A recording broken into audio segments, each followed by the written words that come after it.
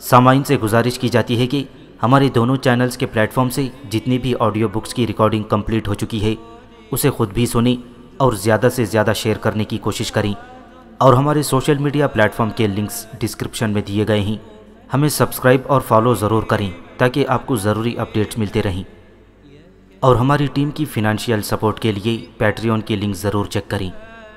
جزاک اللہ۔ بسم اللہ الرحمن الرحیم۔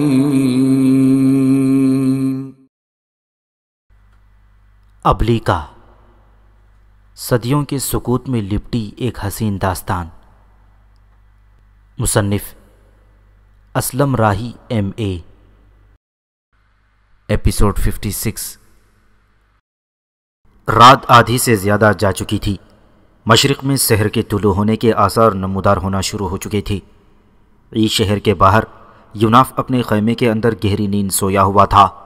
کہ ابلیکا نے اس کی گردن پر زوردار لمس دیا، اور اس لمس کے جواب میں یوناف جب چونک کر اٹھ بیٹھا تب ابلیکا نے اپنی ترنم خیز اور بہتی ندی کی طرح گنگناتی آواز میں کہا، اے یوناف میرے حبیب، نیکی کی راہ پر گامزن ہونے کے لیے اب تیرا اور میرا ایک اور امتحان اٹھ کھڑا ہوا ہے، اور اے میرے حبیب، مصر کے اندر ایک ایسی ابتلا اٹھ کھڑی ہوئی ہے کہ ہم دونوں کو یہاں سے کوچ کر کے مصر کی طرف جانا ہوگا، اس لیے کہ عزازیل نے وہاں ایک ہولناک کھیل کی ابتدا کر رکھی ہے، اور اس کھیل پر میرے حبیب صرف ہم دونوں ہی قابو پا سکتے ہیں۔ لہٰذا اٹھو اور آج رات کی تاریکی میں مصر کا رخ کریں،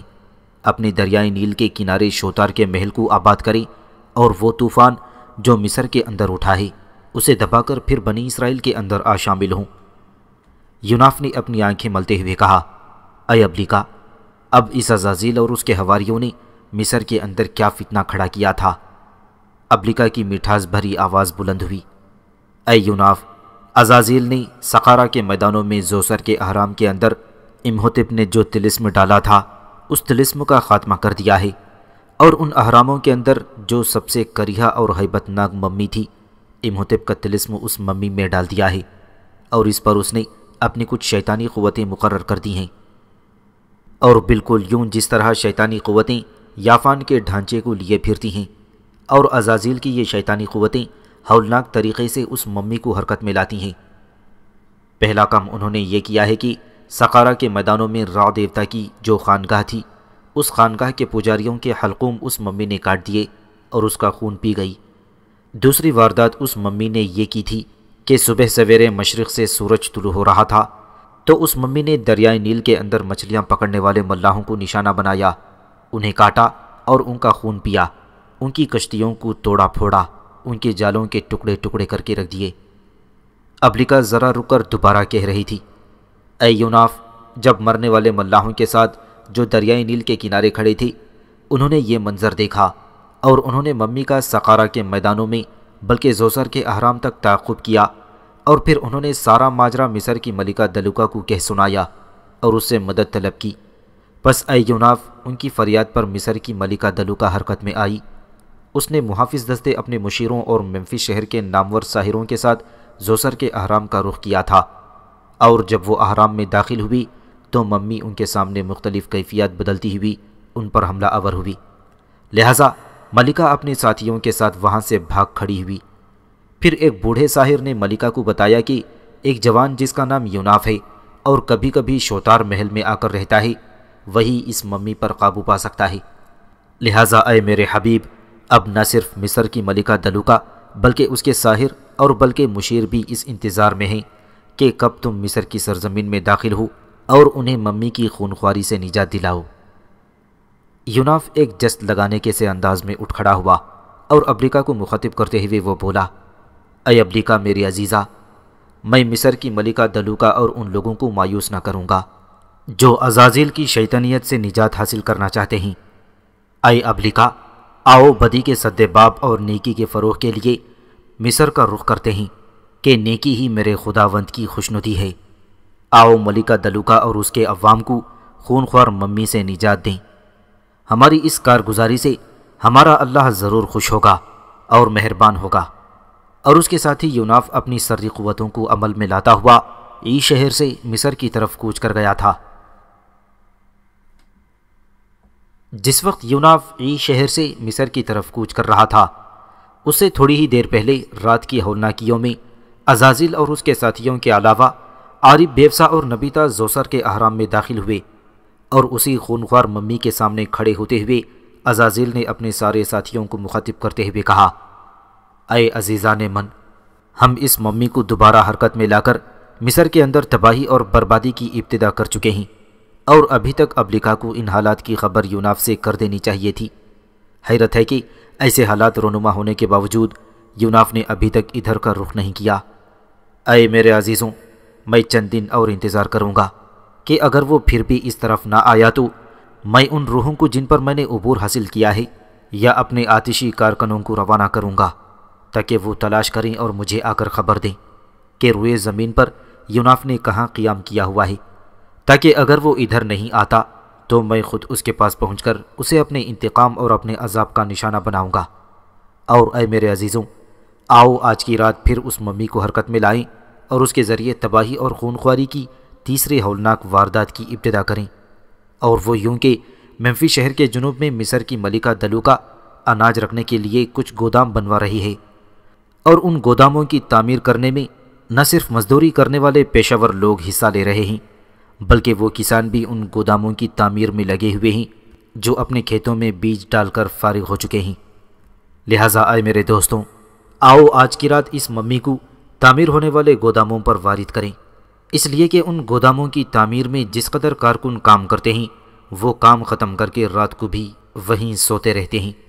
لہٰذا یہ ممی اگر وہاں سونے والے مزدوروں کی اکثریت کے گلے کاٹ کر ان کا خون پی جاتی ہے تو اس حادثے سے منفی شہر میں ایک تہلکہ اور طوفان اٹھ کھڑا ہوگا، اس لیے کہ وہاں کام کرنے والے کارکنوں میں سے کچھ کو زندہ چھوڑ دیا جائے گا۔ جب وہ ملکہ دلوکا کے پاس جا کر فریاد کریں گے کہ کس طرح گوداموں پر کام کرنے والے کارکنوں کے حلقوم ممی نے کاٹ دیے ہیں، تو اس ہولناک خبر سے نہ صرف یہ کہ مصر کی ملکہ پر خوف و ہراس طاری ہو جائے گا بلکہ مصر کے منفی شہر کے لوگ بھی اس حادثے پر لرز اٹھیں گے، اور یہی ہمارا مدعا ہے۔ لہٰذا اب آؤ ممی کو منفی شہر کے اس جنوبی اور زیر تعمیر گوداموں کی طرف حرکت میں لائیں۔ گفتگو کرتے کرتے اچانک عزازیل اس طرح خاموش اور متوجہ ہو گیا جیسے وہ کسی کی بات سننے کی کوشش کر رہا ہو۔ پھر وہ خوشی کا اظہار کرتے ہوئے دوبارہ بولا، اے میرے عزیزوں، ہمارا مسئلہ حل ہو گیا ہے۔ ابھی میرے ایک کارکن نے آ کر اطلاع دی ہے کہ یوناف ارض فلسطین سے نکل کر یہاں منفی شہر میں پہنچ چکا ہے، اور اگلے روز وہ مصر کی ملکہ دلوکا سے ملے گا اور وہ اسے ممی کا خاتمہ کرنے کے لیے اپنی خدمات پیش کر سکے گا۔ لہٰذا اے میرے عزیزوں، آج کی رات ممی کو گوداموں پر وارد کرنے کے لیے کام کو التوا میں ڈالا جاتا ہے، اور ہم انہی احرام کے اندر رہ کر یوناف کا انتظار کریں گے، اس لیے کہ ملکہ دلوکا سے ملنے کے بعد اور اس ممی کے متعلق تفصیل جاننے کے بعد وہ ضرور ادھر کا رخ کرے گا، اور جب وہ اس طرف آئے گا تو یاد رکھو میں انہی احرام کو اس کا مدفن بنا کر رکھ دوں گا۔ وہ اس طرح کی جو روحیں اس وقت میری گرفت میں ہیں میں انہیں احرام کی پشت پر متعین کر دوں گا، جبکہ میں تم لوگوں کے ساتھ احرام سے ایک طرف ہٹ جاؤں گا، اور جب یوناف ان احرام کے پاس آ جائے گا وہ جو ہی اندر داخل ہوگا سامنے کی طرف سے وہ خونخوار روحیں اس پر ٹوٹ پڑیں گی، اس کے ساتھ ممی کو بھی حرکت میں لا کر اس پر چھوڑ دیا جائے گا، اور پچھلی طرف سے اے میرے عزیزوں ہم سب مل کر اس پر ٹوٹ پڑیں گے، اور یوں یوناف کی حالت ہمارے سامنے ایسی ہو کر رہ جائے گی کہ جیسے کہ خواروں میں گھرا ہوا کوئی بے بس اور لاچار واعظ۔ اے میرے کارکنوں،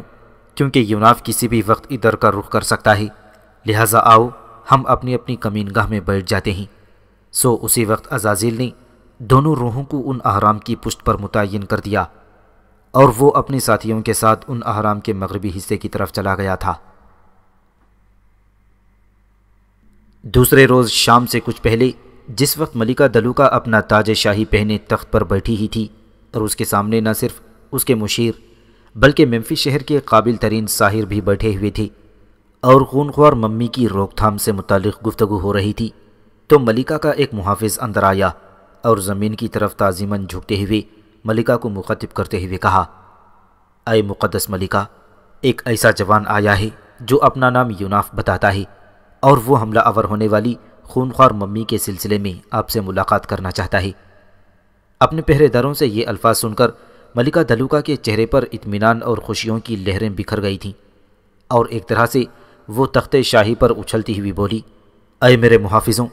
تم نے اس جوان کو باہر کیوں روک رکھا ہے؟ اسے انتہائی احترام کے ساتھ اندر لاؤ، کہ نہ صرف ہمیں بلکہ سب اہل مصر کو ایسے جوان کی ضرورت ہے۔ اور اس کے ساتھ ہی ملکہ دلوکا اپنے تخت سے اتری اور یوناف کا استقبال کرنے کے لیے وہ دروازے کی طرف بڑھی تھی۔ ملکہ کو ایسا کرتے دیکھ کر اس کے مشیر اور سارے ساحر بھی اپنی اپنی جگہوں پر کھڑے ہو گئے تھے۔ جو ہی یوناف اس شاہی کمرے میں داخل ہوا، ملکہ دلوکا نے آگے بڑھ کر اس کا استقبال کیا اور اس کا ہاتھ تھامتے ہوئے اس نے انتہائی نرمی اور شفقت میں کہا، اے میرے عزیز، ہم سب کو یقیناً تیرا ہی انتظار تھا۔ قسم را دیوتا کی، تو خوب وقت پر آیا ہے، اور مجھے امید ہے کہ مصر میں اب مزید خونخواری نہ پھیل سکے گی۔ اس کے ساتھ ہی ملکہ نے اپنے تخت کے قریب ہی ایک نشست پر یوناف کو بٹھایا اور پھر خود بھی تخت شاہی پر وہ جلوہ افروز ہوئی تھی، اور پھر بولی، اے یوناف، میں لوگوں سے یہ تو سن چکی ہوں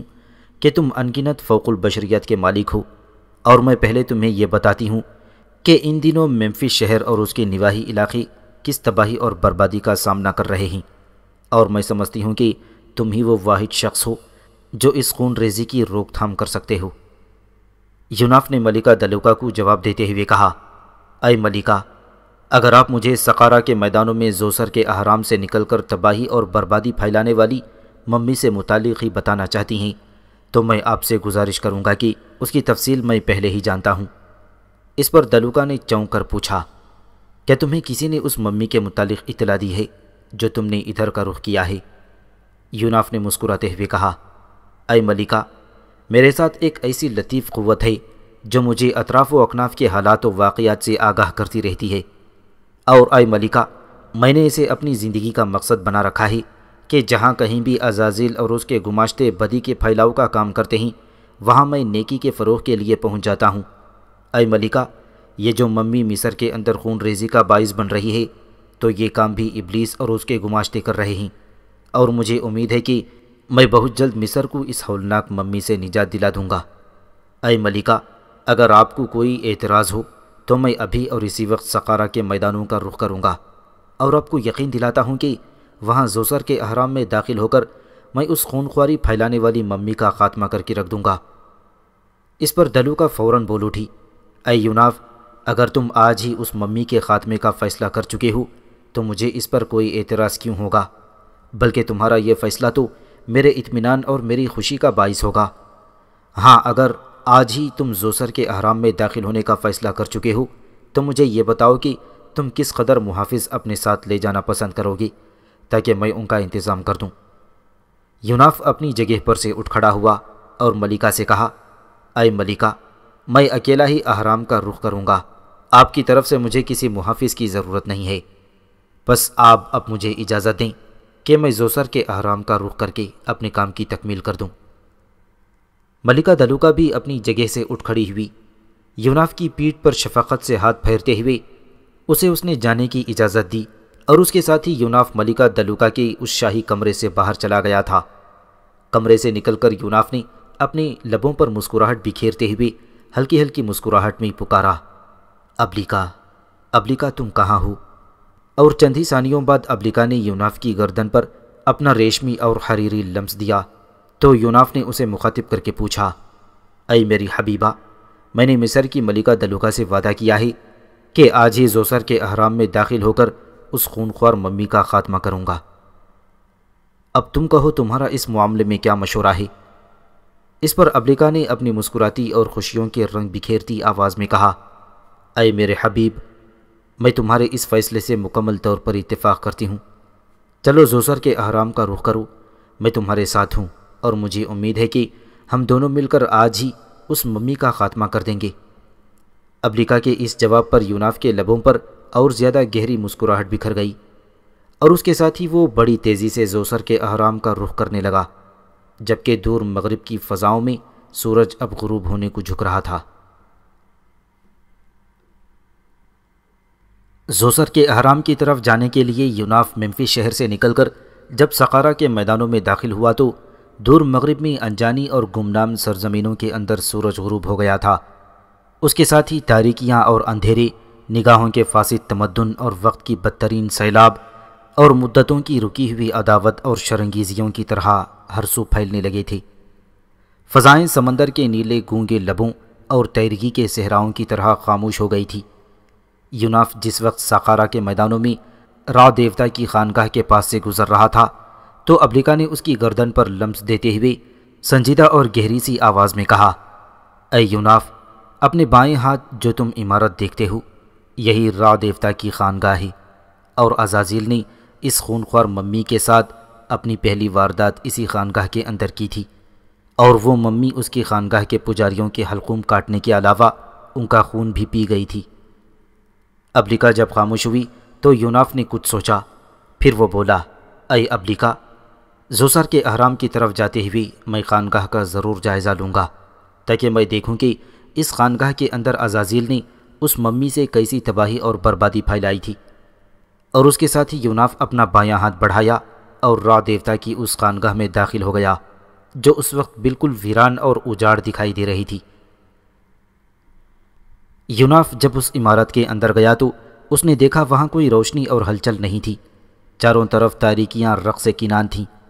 شاید ممی کے حادثے کے بعد لوگوں نے اس خانگاہ کی طرف آنا ترک کر دیا تھا۔ رات کی تاریکی میں یوناف خانگاہ کے اندرونی حصے کی طرف بڑھا تھا اور ساتھ ہی اس نے اپنی تلوار بے نیام کرتے ہوئے اس پر اپنا کوئی لاہوتی عمل کیا، اور اس کے ساتھ ہی اس کی تلوار کی نوک کسی چھوٹی اور ہلکی سندلی مشل کی طرح روشن ہو کر اندھیروں کے اندر روشنی کے نقوش بکھیرنے لگی تھی، اور اپنی تلوار سے بکھرتی اس روشنی میں جب یوناف را دیوتا کی اس خانگاہ کے اندرونی حصے میں گیا ہوا تھا تو اس نے دیکھا وہاں جگہ جگہ فرش اور دیواروں پر انسانی خون کے دھبے تھے، اور خانگاہ کے کمروں کے اندر ہڈیوں پر مشتمل انسانی پنجر پڑے ہوئے تھے۔ ایک غمگین اور تاسفانہ جائزہ لیتے ہوئے یوناف اس خانگاہ سے نکلا۔ اپنی تلوار اس نے پھر نیام میں کر لی اور دوبارہ وہ زوسر کے احرام کی طرف بڑھنے لگا۔ یوناف جب زوسر کے احرام کے سامنے اس کے بالکل قریب گیا تو رات کی تاریکی میں ڈوبے ہوئے احرام اس سمے سنسان ٹیلوں اور بنجر زمینوں جیسے ہی اداس اور ویران لگ رہے تھے۔ وہاں چاروں طرف خاموشی اور سکوت بکھرا ہوا تھا، گویا وہاں کی ہر چیز ازل کے اسرار اور ابد کے رازوں میں گھری ہوئی تھی۔ ایک جگہ رک کر یوناف نے اندھیروں کے اندر ان احرام کا بغور جائزہ لیا، پھر اپنی تلوار اس نے بے نیام کی، اس پر اپنا کوئی لاہوتی عمل کیا، جس کے جواب میں اس کی تلوار کی نوک روشن ہو گئی تھی، اور اسی روشنی میں آگے بڑھتے ہوئے جوں زوسر کے احرام کے اندر وہ داخل ہونے لگا تو چاروں طرف ایک شور اور طوفان اٹھ کھڑا ہوا۔ اس سمے یوناف کو یوں لگا جیسے تاسیات کی سرسر کے عناصر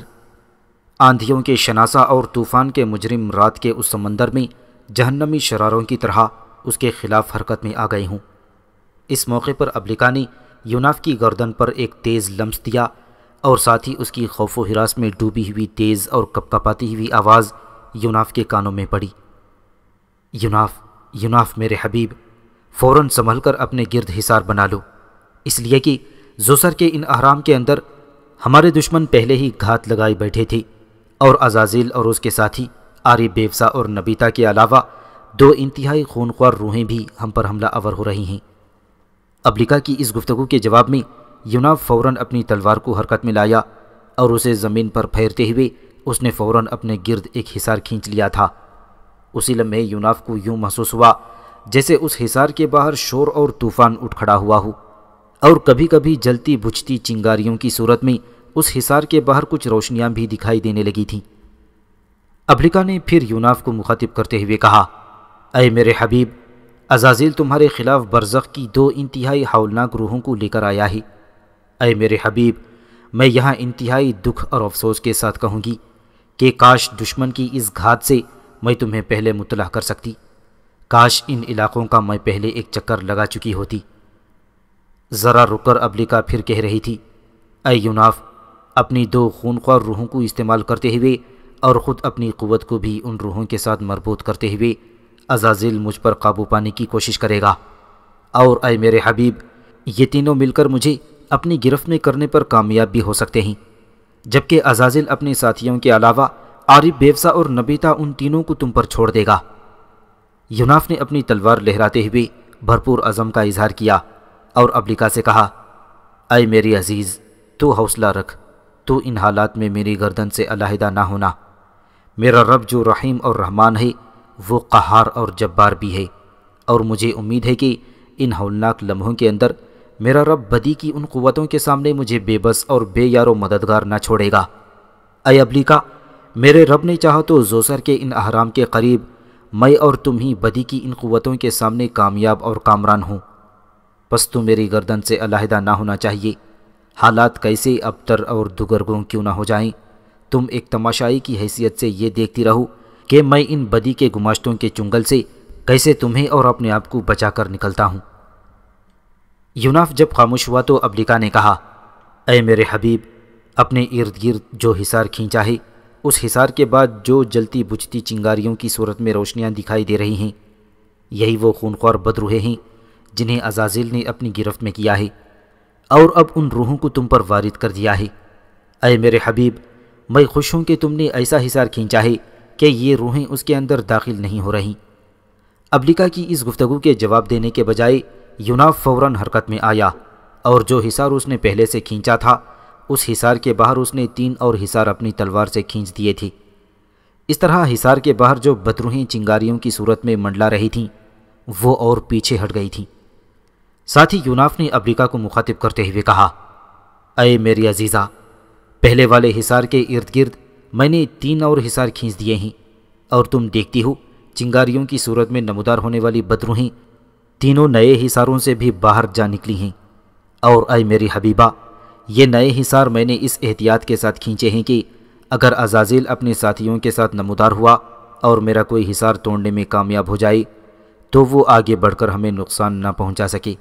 اس لیے کہ ایک حصار توڑنے کے بعد جب وہ دوسرے حصار کو توڑنے کے لیے آگے بڑھے گا تو اس وقت تک میں بھی اس کے خلاف حرکت میں آ کر نیا حصار اپنے اطراف میں ڈال دوں گا۔ اور جو ہی اے میری حبیبہ ہم زوسر کے ان احرام کے قریب اس اندھیری اور ویران رات میں شیطان کے شر سے محفوظ رہ سکیں گے، اور مجھے امید ہے میرا رب جو ہر چیز پر قادر اور محیط ہے وہ ہمیں ان ویرانوں کے اندر ذلیل و رسوا نہ ہونے دے گا۔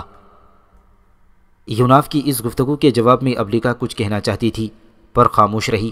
اس لیے کہ جہاں چنگاریوں کی صورت میں وہ دونوں بدروہیں اپنی موجودگی کا پتہ دے رہی تھیں وہاں عزازیل اپنے ساتھیوں کے علاوہ عارب، بیوسا اور نبیتا کے ساتھ نمودار ہوا، لہٰذا ابلیکا نے کچھ بھی نہ کہا اور خاموش ہو رہی۔ رات کی تاریکی میں عارب، بیوسا اور نبیتا بڑی خونخواری اور خطرناک انداز میں حصار کے اندر یوناف کی طرف دیکھ رہی تھی۔ پھر اس موقع پر عزازیل نے یوناف کو مخاطب کرتے ہوئے اپنی کراہت برساتی آواز میں کہا، اے نیکی و خیر ثواب و خوبی اور بھلائی اور مروت کے مبلغ، دیکھ آج تو یوں ہمارے چنگل میں آ گرا ہے جیسے کوئی درندہ کسی جال میں پھنس کر بے بس اور لاچار ہو جاتا ہے۔ دیکھ زوسر کے ان احرام کے پاس اب تیرا انجام ہماری مرضی کے مطابق ہوگا، اور تیرا ہم سے بچ کر بھاگ نکلنا اب نہ صرف مشکل ہے بلکہ میں نے اسے ایک طرح سے ممکن بنا کر رکھ دیا ہے۔ اب تو زمین کے کسی بھی حصے میں چلا جا، ہم تیرا تعاقب کر کے تجھے ضرور جہنمی شراروں میں بدل کر رکھ دیں گے۔ اور اے کار خیر کو فروغ دینے والے، یہ بھی سن رکھ کہ تو نے اپنے ارد گرد یہ جو حصار کھینچ رکھے ہیں اور جن سے باہر تو نے ہمیں اور میری گرفت میں آئی ہوئی روحوں کو روک رکھا ہے، یہ حصار تو میں ایک ایک کر کے توڑ دوں گا، اور پھر یہ میرے اشاروں پر کام کرنے والی بدروہیں تجھ پر یوں جھپٹیں گی جس طرح بھوکے جانور کسی مردار کی طرف لپکتے ہیں۔ اے نیکی کے مبلغ، میں نے اپنے حواریوں کو حکم دے دیا ہے کہ وہ ممی کو بھی تمہارے خلاف حرکت میں لائیں، وہ بھی اب تھوڑی دیر تک یہاں نمودار ہونے ہی والی ہے۔ سو دیکھ زوسر کے ان احرام کے پاس ہم تیرا انجام کیسا عبرت خیز بنا کر رکھتے ہیں۔ عزازیل کی اس گفتگو پر یوناف کے لبوں پر ہلکی ہلکی مسکراہٹ نمودار ہوئی۔ پھر عزازیل کو مخاطب کرتے ہوئے اس نے کہا، اے مفسد و بدزن، منحوس اور بدگفت، یہ تیرا وہم، تیری غلط فہمی ہے کہ میرے اس کھینچے ہوئے حصار کو توڑ کر زوسر کے ان احرام کے پاس میرا انجام عبرت خیز کر کے رکھ دے گا۔ اے بدی کے گماشتے، میں ایک موحد انسان ہوں، اپنے رب کو ایک جان کر اس کی عبادت کرتا ہوں اور اسے ایک ہی اپنا کارساز جان کر اس سے مدد طلب کرتا ہوں۔ میں نیکی کے کام کا فروغ کرتا ہوں، تیری طرح زمین کے اندر بدی، گناہ اور فساد کا کام نہیں کرتا۔ اے اپنی آگ کی پیدائش پر فخر کرنے والے، سن رکھ، میرا رب تیرے مقابلے میں مجھے بے یار و مددگار نہ چھوڑے گا، یہ میرا ایمان ہے، اور مجھے امید ہے کہ زوسر کے ان احرام کے بعد میں تیری جمع کردہ ان ساری قوتوں سے بچ نکلنے میں کامیاب ہو جاؤں گا۔ اے عزازیل، رہا تمہارا یہ دعویٰ کہ تم میرے ان کھینچے ہوئے حصاروں کو توڑ کر مجھ تک پہنچنے میں کامیاب ہو جاؤ گے، تو ذرا ان حصاروں کو توڑ کر مجھ تک پہنچنے کی کوشش تو کر۔ یوناف کہتے کہتے خاموش ہو گیا تھا، کیونکہ اسی وقت احرام کے اندر سے وہ خونخوار ممی نمودار ہوئی اور احرام کے اندر سے ایسے انداز میں نکلی تھی جیسے کسی خونخوار درندے کا آہنی پنجرہ کھل جانے سے وہ ہولناکی کا اظہار کرتے ہوئے باہر آ جائے، اور ایسے ہی انداز میں وہ ممی احرام سے باہر نکل آئی تھی، اور پھر یوناف کے کھینچے ہوئے حصار کے باہر عزازیل کے قریب آ کھڑی ہوئی تھی، اور وہ بڑے انتقامی اور انتہائی ہیبت ناک انداز میں یوناف کی طرف دیکھنے لگی تھی۔ اسی دوران عزازیل حرکت میں آیا، اپنا کوئی عمل اس نے کیا، اور یوناف کے سب سے باہر والے حصار کا اس نے عمل ختم کر کے رکھ دیا تھا، اور اس آخری حصار کے خاتمے کے ساتھ ہی عزازیل کی دونوں ساتھی بدروہیں ممی اور ان کے علاوہ عارف، بیوسا اور نبیتا بھی آگے بڑھ کر اگلے حصار کے قریب آ کھڑی ہوئی تھی۔ پھر اسی لمحے یوناف بھی حرکت میں آیا، اپنی تلوار لہراتے ہوئے۔ جو ہی اس نے اپنے پہلے حصار کے اوپر اپنی تلوار لہرائی تو یہ سارے لوگ بل کھاتے اور ایک طرح سے چلاتے ہوئے پھر پیچھے ہٹ گئے تھے۔ اب یوناف نے اپنی تلوار فضا کے اندر بلند کرتے ہوئے عزازیل کی طرف دیکھا، اور پھر اسے مخاطب کرتے ہوئے تنزن کہا، اے عزازیل، میرا حصار توڑ کر اپنے ساتھیوں کے ساتھ آگے بڑھنا اور پھر میرے دوبارہ حصار کو قائم کرنے کے اس عمل سے تمہیں کیسا لگا؟ یوناف کی اس طنزیہ گفتگو پر عزازیل ایک طرح سے کھول کر رہ گیا تھا۔ یوناف کی اس گفتگو کا جب عزازیل نے کوئی جواب نہ دیا تو یوناف پھر حرکت میں آیا۔ وہ اپنی تلوار لہراتے ہوئے عزازیل کی طرف بڑھا اور اپنے آخری حصار کے باہر ایک نیم سا دائرہ ایسا کھینچا کہ اس نیم دائرے کے دونوں سرے آخری حصار کو چھو رہے تھے۔ سو عزازیل ممی اور اپنے ساتھیوں کے ساتھ اس نیم دائرے کے سامنے سے بھی پیچھے ہٹ کر کھڑا ہو گیا تھا۔ اس طرح یوناف اپنی تلوار سے دائرے پر دائرہ بناتا ہوا آگے بڑھتا رہا، اور اس کے ان حصاروں کے جواب میں عزازیل اپنے ساتھیوں کے علاوہ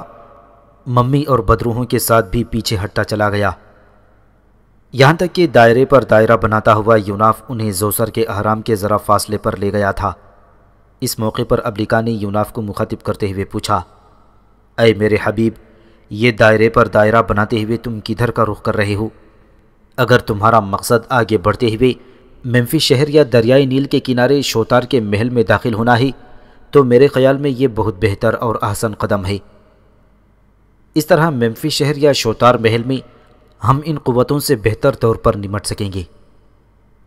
ابلیکا کے اس استفسار پر یوناف نے جواب دیا، اے ابلیکا، میں یہ جو دائرے پر دائرہ بناتے ہوئے آگے بڑھ رہا ہوں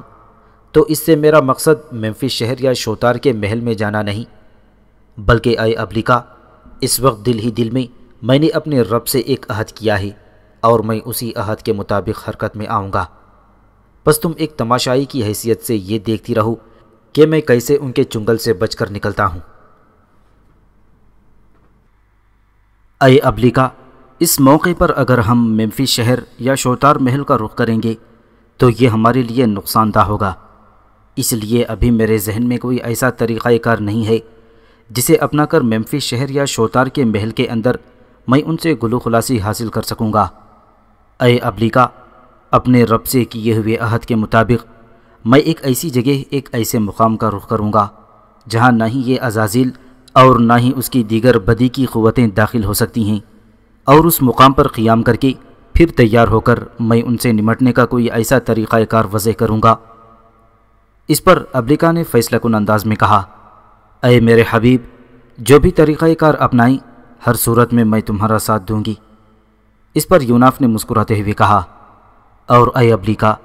یہ عزازیل اپنے ساتھیوں کے ساتھ جو چاہے حربہ استعمال کرے، میں ہر صورت میں اس سے اپنا اور تمہارا دفاع کروں گا۔ یوناف جب خاموش ہوا تو حصار کے باہر کھڑے عزازیل نے اسے مخاطب کرتے ہوئے کہا، نیکی کی گماشتے، میں جانتا ہوں تو اپنی گرفت میں رہنے والی ابلیکا سے کیا گفتگو کر رہا ہے، پر یاد رکھ، تیرا یہاں سے بچ نکلنا ممکن نہیں ہے، اور اگر تو کوئی طریقہ استعمال کر کے یہاں سے باہر نکلنے میں کامیاب ہو بھی جائے تب بھی یہ بات اپنے ذہن میں بٹھا کر رکھ کہ میں اپنی قوتوں کے ساتھ بھرپور طور پر تیرا تعاقب کروں گا، اور میں تمہیں یقین دلاتا ہوں کہ دنیا کے اندر کسی بھی مقام پر تو میری اور میرے ان ساتھیوں کی بدی اور فساد سے اپنے آپ کو اور اس ابلیکا کو بچا نہ سکے گا۔ یہ میرا پختہ عزم ہے کہ میں ہر صورت میں تم دونوں کو اپنے سامنے زیر کر کے رکھ دوں گا، چاہے تم دونوں زمین کے پاتال میں ہی کیوں نہ اتر جاؤ، میں تمہیں وہاں سے بھی نکال باہر کروں گا۔ غرض اے یوناف، سن رکھو، تمہارے لیے زمین پر کوئی بھی ایسی جگہ نہیں جہاں تم اپنے آپ کو مجھ سے محفوظ کر سکو۔ عزازیل کی اس لافزنی پر یوناف نے انتہائی غصہ اور غضب میں کہا، اے عزازیل، اے میرے خداوند کے لعنت بھیجے ہوئے مردود، تو جھوٹ بولتا ہے، بکواس کرتا ہے، تو جانتا ہے کہ اللہ کے نیک بندوں پر تیرا بس نہیں چلتا، اور یہ بات بھی تیرے ذہن میں محفوظ ہوگی کہ تو نے آدم کو سجدہ کرنے سے انکار کر دیا تھا اور تو عزازیل سے ابلیس ہو گیا تھا۔ اس وقت تو نے خداوند سے مہلت مانگی تھی، پس جس وقت خداوند کریم سے تمہیں مہلت عطا ہوئی تھی اس وقت ہی تم پر یہ بات واضح کر دی گئی تھی کہ تمہارا بس صرف ان لوگوں پر چلے گا جو گمراہی کی طرف مائل ہوں، اور وہ بھی تم کسی کو زبردستی گناہ پر مائل نہ کر سکو گے، بلکہ اس کے لیے تم گناہوں میں جذب و کشش پیدا کر کے اپنا کام نکال لو گے۔ اور خداوند کریم کی طرف سے اس موقع پر تم پر یہ بھی واضح کر دیا گیا تھا کہ میرا خداوند جہنم کو تجھ سے اور ان لوگوں سے جو تیرا اتباع کریں گے ان سے بھر دے گا، اور تم پر یہ بات بھی واضح کر دی تھی کہ وہ اللہ کے بندے جو اپنی اطاعت اور بندگی کو اپنے رب کے لیے خالص کر دیتے ہیں ان پر بھی تیرا بس نہیں چلے گا۔ بس اے عزازیل، میں چند ہی لمحوں بعد یہ بات تم پر ثابت کرنے والا ہوں کہ میں اس ہستی کا سہارا لوں گا جس پر تو اور تیری یہ ساری ہی بدی کی قوتیں مایوس ہو کر رہ جائیں گی۔ عزازیل نے برہم ہو کر کہا، اگر میں جھوٹ بولتا ہوں اور بکواس کرتا ہوں تو اے یوناف تم بھی بکواس کرتے ہو اور جھوٹ بولتے ہو، اور اگر تم ایسا دعویٰ کرتے ہو تو اس حصار سے نکل کر اس مقام کا رخ کرو جہاں تم اپنے آپ کو ابلیکا کو مجھ سے اور میرے ساتھیوں سے محفوظ کر سکتے ہو، اور پھر میں دیکھتا ہوں تم کیسے بچ کر نکل سکتے ہو اور محفوظ رہتے ہو، اور کیسے خداوند تمہاری مدد اور تمہاری اعانت کرتا ہے۔ پھر یوناف نے چیلنج دیتی ہوئی نگاہوں سے عزازیل کی طرف دیکھا، پھر کہا، اے عزازیل،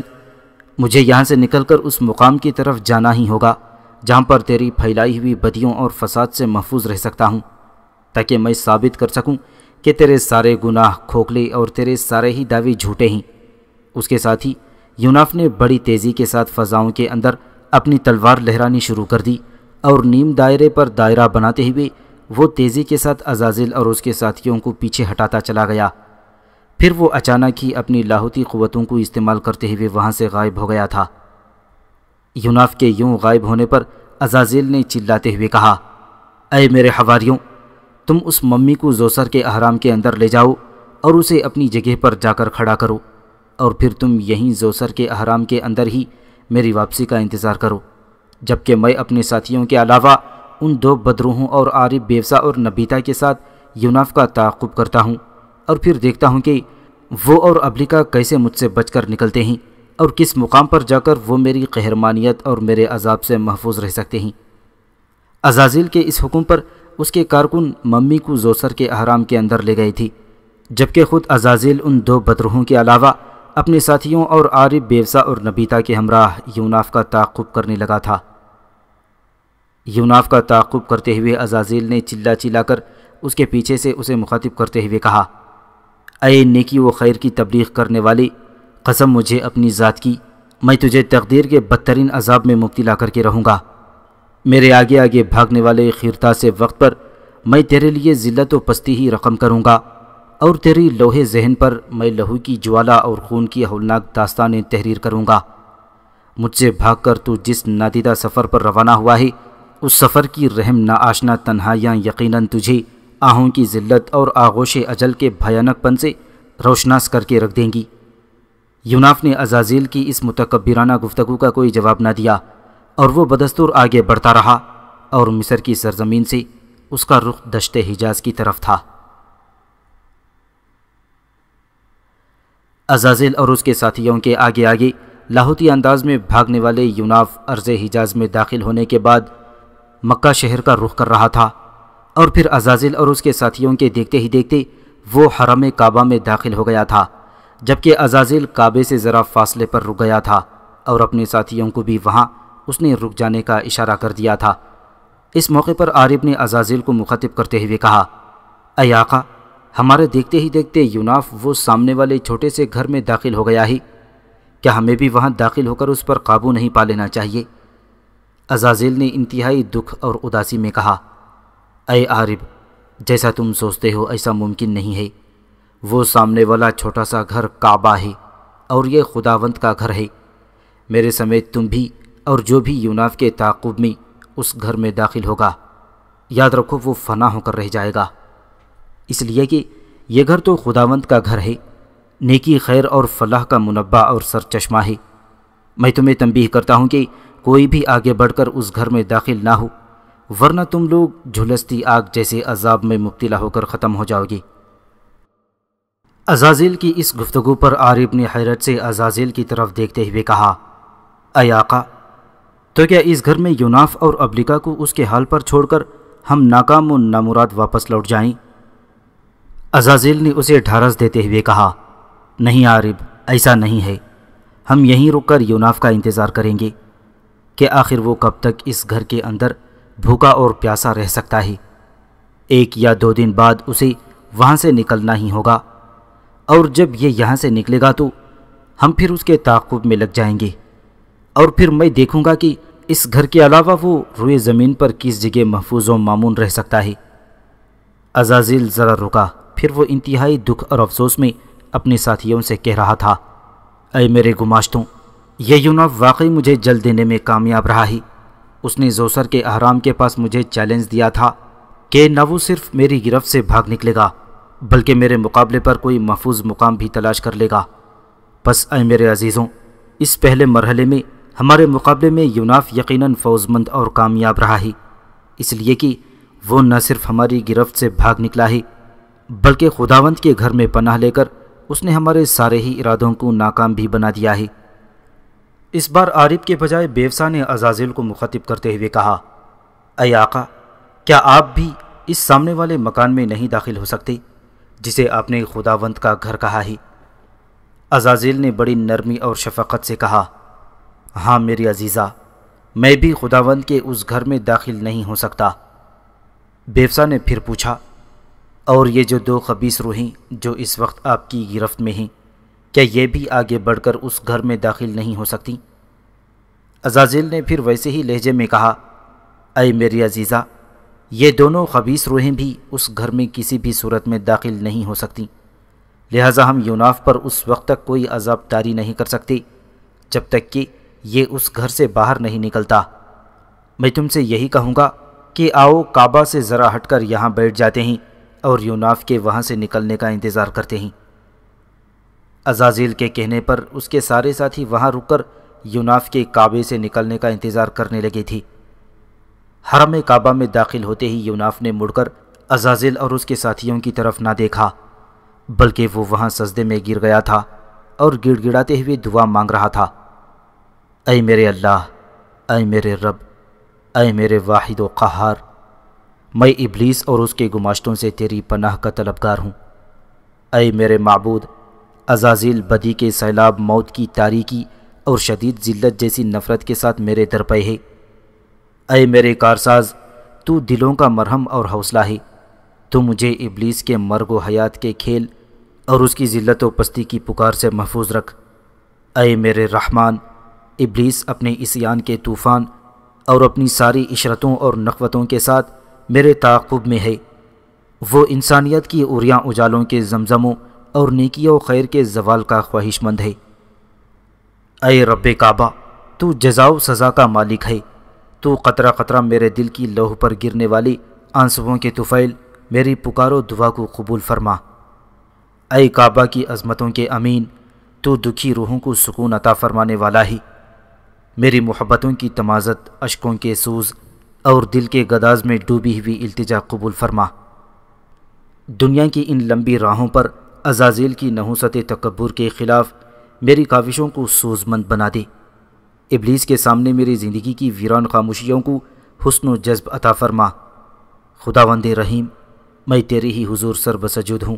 اور تجھ ہی سے اس ابلیس کے خلاف پناہ مانگتا ہوں۔ اے میرے رب، تیرے علاوہ اس کائنات کے اندر کوئی اور نہیں جس کے سامنے سجدہ کیا جائے اور مدد کے لیے پکارا جائے اور جس کی ابلیس کے مقابلے میں پناہ مانگی جائے۔ بس اے میرے پروردگار، اس عزازیل کے مقابلے میں مجھے حوصلہ اور تقویت اور کامیابی اور فوز مندی عطا فرما۔ یہ دعا ختم کر کے یوناف سجدے سے اٹھ کھڑا ہوا۔ اس وقت انتہائی ہولناک انداز میں آسمان پر بادل گرج رہے تھے اور برق کی تب و تاب افق کے ایک سرے سے دوسرے کنارے تک پھیلتی بکھرتی جا رہی تھی۔ یوناف نے دیکھا عزازیل اپنے ساتھیوں اور خبیث روحوں کے ساتھ کعبہ سے ذرا فاصلے پر اس کا منتظر تھا۔ عزازیل اور اس کے ساتھیوں کی یہ مجبوری اور بے بسی دیکھتے ہوئے لمحہ بھر کو یوناف کے ہونٹوں پر پرسکون اطمینان بخش مسکراہٹ نمودار ہوئی۔ پھر دعائیہ انداز میں اس نے اپنے دونوں ہاتھ فضا میں بلند کرتے ہوئے بڑی عاجزی اور انکساری میں کہا، اے میرے اللہ، میں تیرا شکر گزار ہوں کہ تو نے میری آنسوؤں میں ڈوبی ہوئی التجا اور دعا کو شرف قبولیت عطا فرمایا۔ یوناف جب خاموش ہوا تب ابلیکا نے اس کی گردن پر لمس دیا۔ پھر اس کی تجسس اور استفہام میں ڈوبی ہوئی اس کی آواز یوناف کو سنائی دی، اے میرے حبیب، کب تک تم اللہ کے اس گھر میں بھوکے اور پیاسے پڑے رہو گے جبکہ تم دیکھتے ہو کہ کعبہ سے ذرا فاصلے پر عزازیل اپنے ساتھیوں کے ساتھ تمہیں آن دبوچے گا۔ اے یوناف، میں حیران ہوں اور پریشان ہوں کہ یہاں سے نکلنے کے بعد تم کدھر کا رخ کرو گے۔ ابلیکا کی اس گفتگو پر یوناف نے پرسکون لہجے میں کہا، ابلیکا، فی الوقت میں کچھ بھی نہیں کہہ سکتا، تاہم تم دیکھتی ہو کہ اللہ کے اس گھر میں مجھے عزازیل اور اس کے ساتھیوں سے سکون ملا ہے۔ بس میں اس پرسکون ماحول میں پہلے سوچوں گا، پھر فیصلہ کروں گا کہ اس سے اگلا قدم کس طرح اور کیسا اٹھانا چاہیے۔ یوناف کے ان الفاظ کے بعد ابلیکا خاموش ہو گئی، جبکہ خود بھی یوناف بھی گہری سوچوں اور اتاہ تفکرات میں کھو گیا تھا۔ یوشع بن نون نے یریحو اور عی شہر کی حکومتوں کو اپنے سامنے زیر کر لیا تھا، اور اب اس کے بعد جیعون کی سلطنت تھی، اور یہ سلطنت جیعون، کفیرہ، بیروت اور قریت کے بڑے بڑے شہروں پر پھیلی ہوئی تھی۔ جس قدر حکومتیں یوشع بن نون نے اس سے قبل اپنے سامنے زیر کی تھیں، یہ جیعون کی سلطنت ان ساری حکومتوں سے بڑی اور وسیع تھی۔ پس ای شہر کے قریب خیمہ زن ہونے کے بعد یوشع بن نون نے فیصلہ کر لیا تھا کہ اب وہ جیعون کی سلطنت کو اپنے سامنے زیر کرنے کے لیے اس پر لشکر کشی کریں گے۔ جیعون کے بادشاہ کو جب یہ خبر ہوئی کہ بنی اسرائیل یریحو اور عی شہر کو فتح کرنے کے بعد اب ان کی طرف پیش قدمی کرنا چاہتے ہیں، تو اس نے اپنے ان دو مشیروں کو طلب کیا جو اس کی سلطنت کے اندر سب سے زیادہ فہم اور دانشمند خیال کیے جاتے تھے۔ ان مشیروں کے نام رائل اور عبدون تھے۔ پس رائل اور عبدون نام کے یہ دونوں مشیر جب اپنے بادشاہ کے سامنے پیش ہوئے تو جیعون کے بادشاہ نے ان دونوں کو مخاطب کرتے ہوئے کہا، اے میرے عزیزوں، تم دونوں جانتے ہو کہ بنی اسرائیل یریحو کے بعد عی شہر پر قابض ہو چکے ہیں، اور موابیوں کے بعد وہ اموریوں پر بھی اپنا غلبہ حاصل کرنے میں کامیاب ہو گئے ہیں۔ اے میرے عزیزوں، قبل اس کے کہ بنی اسرائیل آگے بڑھتے ہوئے ہم پر حملہ آور ہوں اور تمہارے شہروں کے اندر قیامت خیز خون ریزی برپا کرتے ہوئے ہماری سلطنت پر بھی قابض ہو جائیں، میں چاہتا ہوں کہ تم دونوں بھیس بدل کر بنی اسرائیل میں شامل ہو جاؤ، ان کے ہاں کچھ دنوں تک انہی جیسی زندگی بسر کرو، پھر کوئی اچھا موقع جان کر ان کے سردار یوشع بن نون کے سامنے پیش ہو جاؤ، اور قابل قبول اور دل کو اچھا لگتا ہوا بہانہ تلاش کر کے تم اپنی قوم کے لیے معافی اور امان حاصل کر لو۔ اور اگر تم دونوں ایسا کرنے میں کامیاب ہو گئے تو یاد رکھو تم دونوں خوب عاقل و فرزانہ ہو، لیکن مجھے امید ہے کہ تم انتہائی احسن طریقے سے اس کام کو انجام دے لو گے اور اپنی قوم کے لیے معافی اور امان طلب کرنے میں کامیاب ہو جاؤ گے۔ بادشاہ جب خاموش ہوا تو اس کے دونوں مشیروں میں سے ایک نے، جس کا نام رائل تھا، بادشاہ کو مخاطب کرتے ہوئے کہا، اے بادشاہ، آپ مطمئن اور بے فکر رہیے، آپ کی خواہش کے مطابق میں اور عبدون آج ہی بنی اسرائیل کی طرف روانہ ہو جائیں گے، اور ہمیں امید ہے کہ ہم بنی اسرائیل کے سردار یوشع بن نون سے اپنی قوم کی خاطر معافی اور امان طلب کرنے میں کامیاب ہو جائیں گے۔ اور اے بادشاہ، اس موقع پر میں یہ بھی گزارش کروں گا کہ ہماری یہ مہم اور ہمارا یہاں سے کوچ کرنا انتہائی طور پر رازداری میں رہی، اور کسی کو یہ خبر نہ ہو کہ ہم کسی کام کے لیے بنی اسرائیل کی طرف روانہ ہوئے ہیں، اور اگر کسی کو یہ پتہ چل گیا کہ ہم کن مقاصد کے تحت بنی اسرائیل کی طرف روانہ ہوئے ہیں، تو میں سمجھتا ہوں نہ صرف ہم دونوں کے لیے بلکہ ہماری پوری قوم کے لیے برا اور نقصان دہ ہوگا، اس لیے کہ بنی اسرائیل کے جاسوس ہمسایہ اقوام کے اندر منڈلاتے پھرتے ہیں، اور اگر انہیں یہ خبر ہو گئی کہ ہم کیا مقصد لے کر بنی اسرائیل میں داخل ہوئے ہیں تو وہاں ہمیں دیکھتے ہی قتل کر دیا جائے گا۔ بادشاہ نے توصیفی انداز میں رائل کی طرف دیکھتے ہوئے کہا، اے رائل، میں تمہاری دانشمندی کی تعریف کرتا ہوں، تم کوئی اندیشہ نہ کرو، تم دونوں کی روانگی اور مقصد دونوں ہی رازداری میں رکھے جائیں گے، یا تم دونوں یوں سمجھ لو کہ تمہارا یہاں سے کوچ اور بنی اسرائیل کے اندر تم دونوں کے کام کی نوعیت میرے اور تم دونوں کے درمیان ہی ایک سربستہ راز بن کر رہ جائے گی۔ بس میں چاہوں گا کہ تم آج ہی بنی اسرائیل کی طرف کوچ کر جاؤ اور جلد از جلد اپنی قوم کو تباہی اور بربادی سے بچانے کے لیے یوشع بن نون سے امان اور معافی کا عہد حاصل کر لو۔ اپنے بادشاہ کی یہ ہدایات غور سے سننے کے بعد رائل اور عبدون نے تعظیماً اپنے سروں کو جھکایا، پھر وہ دونوں وہاں سے باہر نکل گئے۔ اپنے بادشاہ کی خواہش کے مطابق رائل اور عبدون نے اسی روز اپنے مرکزی شہر جیون سے کوچ کیا۔ انہوں نے ہیلہ بازی سے کام لیا اور سفیروں کا بھیس بدلا۔ اس کے علاوہ انہوں نے پرانے بوسیدہ اور بورے پھٹے ہوئے اور مرمت کیے ہوئے شراب کے مشکیزے اپنے گدھوں پر لاد لیے۔